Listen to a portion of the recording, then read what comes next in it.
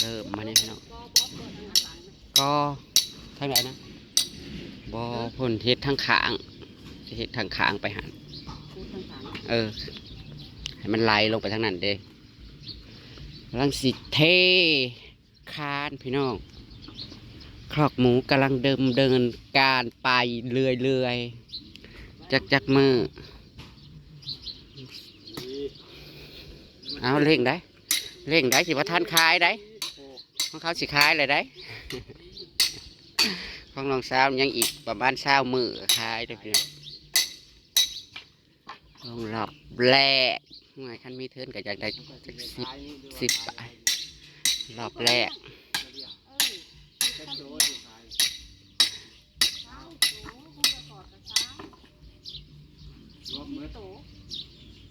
มันใหญ่ซ้ำนี่ยกของมึงเหรอพัดมันใหญ่หยังของข่อยมันหอดก็3 เมตรบันไดใส่หอดเช้าเนาะอัดแต่ว่าใส่คอกละ10 โตมันหอมเลยประมาณของเจ้านี่ได้ฮอด15คอก15 โตได้คอกอันหนึ่งนะคอกนึงนี่ได้15 โตบัดเทื่อมันใหญ่พอดีเมื่อนี่ได้30ขนาดแล้ว30วัดเนี้ยบ้านใหญ่เดี๋ยวปล่อยเป็นคอกเดียวเราบ่ได้บ่ฮะอันอีทบล็อกนะมาเพื่อกันยศไงเพราะว่ากันเฮ็ดห่องไว้โลดเลยเฮ็ดเขาบ่ต้องเฮ็ดขึ้นสูงก็ได้ดอกบ่ต้องก้อนหนึ่งมันสูงพดอ๋อว่ามันสิจุกกันบ่บ่ได้เทพอดีแหละมืออื่นกับจังสิให้ข้าเจ้าพอดีมันแห้งอยู่ดอกเนาะเอาดินมาใส่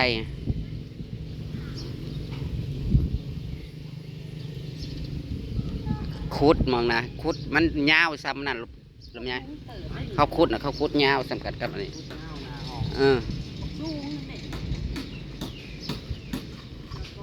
ขุดยาวแล้วก็ว่ามันก็ต้องได้เอาบล็อกกันได้แถวขอบมันก็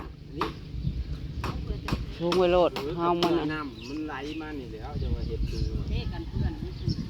ดินกับมันเลือกกับทุ่มก็ได้เทออกมาคือเก่าแล้ว3 เมตรเร็วพ่ออยู่บนมันยินใส่คันบ่สร้างบัดคันมันบ่พอก็เอาอีกอย่างละครึ่งอันนี้รถใหญ่ได้เนี่ยเนาะหนารถอัน6 ล้อน้อยคู่ละ3,400แล้วรถให้100 3,400ถ้ามันบ่พอจะสร้างอีกอย่างละครึ่งรถเดียวฮะก็ละ7 บาทถึง8 บาท6 บาทตัวมันมีในบิน6 บาท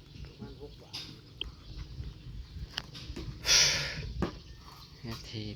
มาถามาเทสักผ้าจะได้ให้นั่งสักผ้าพี่น้องเขายังได้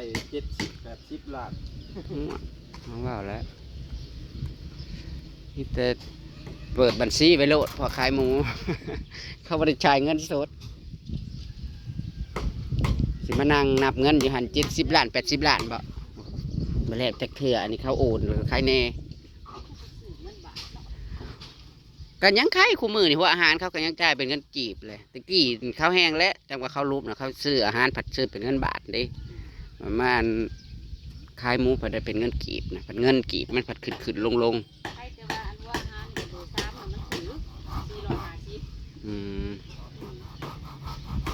กระแพงแต่เบอร์ 1อ่ะแล้วเบอร์ 1เบอร์ 2มันก็ต่ำเบอร์มันเดือนนะพอนี่ขาย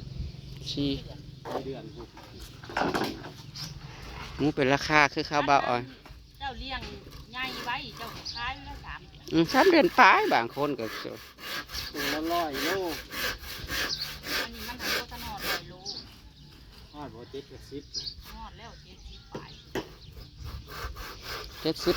70-80นะคันนั้นแปลว่าเข้ามาลงมันได้ตัวผู้ร้ายนะมันก็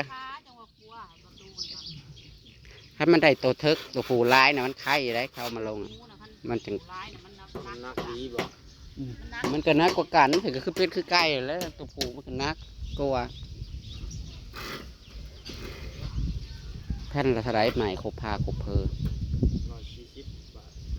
เอาไว้มันมันจะใช่แล้วก็ เอาไว้ มันจะใช่พอได้ซื้อไม้เลย ถึงย้ายกับบุญแล้วมีได้ย้ายกับบุญแล้วหัวมันเบิดเลย มั่างทีแล้วบัดนี้เพื่อน ดันกับบุญแล้วลงหน้าเฮาบุญแล้ว เพราะว่าถึงขยายนี่ก็เลี้ยงลงไปกว่าขั้นเต็มคอกในก็30ตัวผูก เพื่อนละ30 เออ ได้เร็ว เทินเจ้าสิลายปันได30ตัวนี่ก็ 2แสนแหละเอา เอาอันเบิ่งดูๆได้จะบะปลามันสิ ช่วงแรกนี่ก็สิบ่เปลืองมาได้แล้วเนาะ บ่เปลือง ช่วงเดือนแรกเดือนสองก็ไปเลยเอาแล้ เพิ่ ว งตื่นที่12 เดือนที่สองแล้วอ่ะเริ่ม เดือน2เดือน3เข้าไปแล้วเล่นแล้วบาดนี่เขาจะได้บ่ได้ย่างอันว่าอาหารกินแล้วก็นอนกินแล้วก็นอนแล้วบ่เจ๊ก็ยังเลี้ยง เลี้ยงข้าก็เลี้ยงลูกมัน โอ้ แต่ว่าช่วงนี้นะ ข้าวมันมีลูกโมนะ ช่วงนี้นะของพ่อบ่จักหาคือเข้าบ่ค่อยออกมานอนพี่แหละของพ่อยังเป้าบ่จักหรือว่าเป็นรอบเป็นสุดไปเลยงูเธอก็เริ่มได้ลูกหลายตอนที่แรกมาเลี้ยงได้3-4ตัวเหลือเดี๋ยวนี้ได้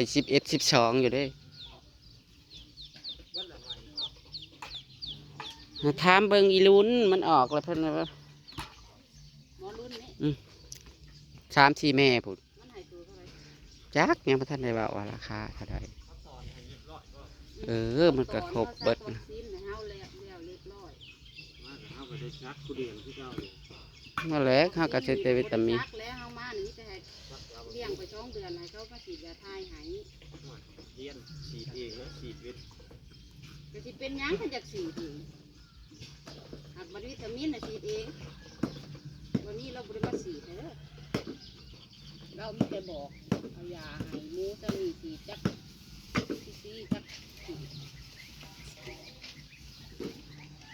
โอ้ยฮ้อน ท้องกับไปแล้ว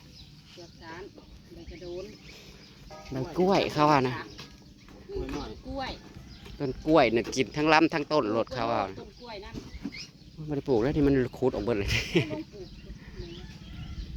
ของเส้นนี้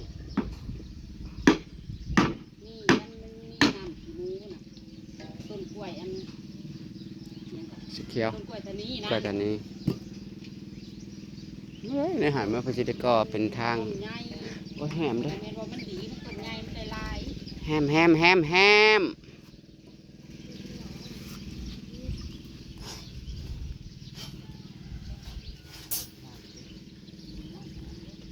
ข้างย่านได้เข่าพร้อมช่วงมึงพูดแล้วเขาเลย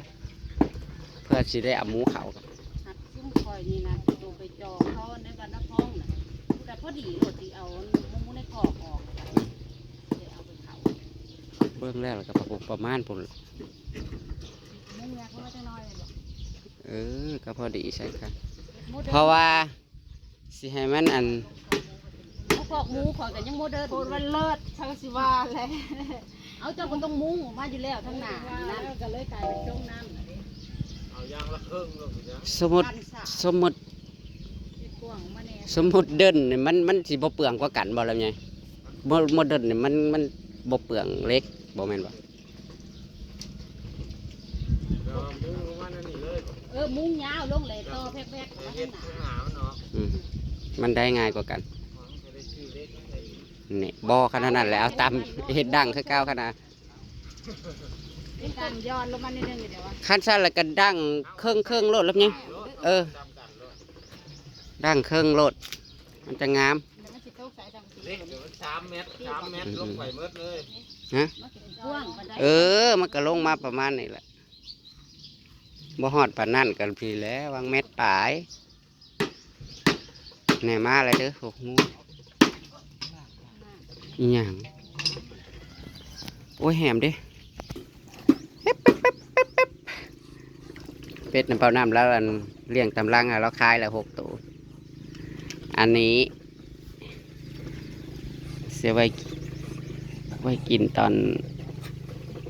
วานข้าวน้ำเนี่ยเหลือเป็ดน้อย6-7 ตัว4-5-6 ตัวเอาไว้เลี้ยงไข่เลยเด็กมาเลยห้างกัน ห้างก็บ่ได้เอาหยังมาปลุกมาขอบฮะแล้วก็ไข่ใหม่อีก2 หน่วยไข่แต่ก่อนได้จากหน่วย2 หน่วยผัดยุดไข่เพราะว่ามันไปตองห้างมัน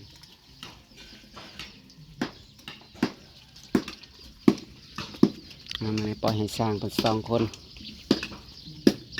บรรเลงนะคะ